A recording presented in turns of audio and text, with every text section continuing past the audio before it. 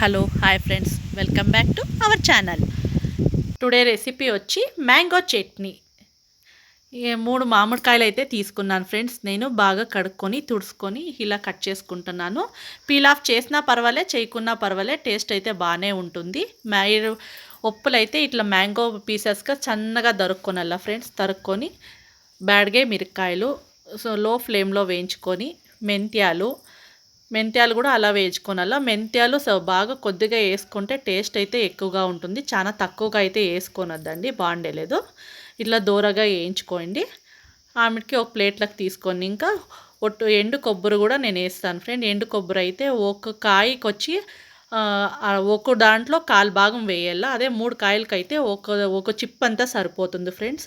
ఒక చిప్ప ఎండు కొబ్బరి, బెల్లము ఇట్లా పొడి చేసి వేసుకోండి. టేస్ట్ అయితే చాలా బాగుంటుంది. ఒక గుంటు బెల్లం అయితే వేసుకోండి.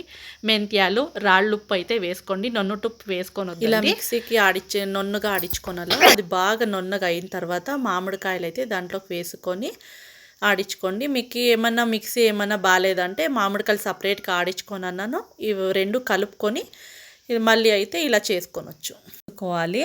తర్వాత సాసువులు, పసుపు, ఎండు మిరపకాయలు, కరివేపాకు కొంచెం డ్రై అయినాక మనం మిక్సీ పట్టిన మామిడికాయ చట్నీని ఇలా 2-3 మినిట్స్ ఇట్లా బాగా మిక్స్ చేసుకోండి. అంటే లో ఫ్లేమ్లో మిక్స్ చేసుకోండి, నిలువ ఉంటుంది. నీళ్ళు తగిలితే మాత్రము పాడయ్యే ఛాన్సెస్ ఉన్నాయి. మ్యాంగో చట్నీ రైస్తో పాటు రొట్టెలకు కూడా చాలా బాగుంటుంది. రైస్లోకి మ్యాంగో చట్నీ వేసుకొని కొంచెం నెయ్యి వేసుకొని సర్వ్ చేసుకొని తింటే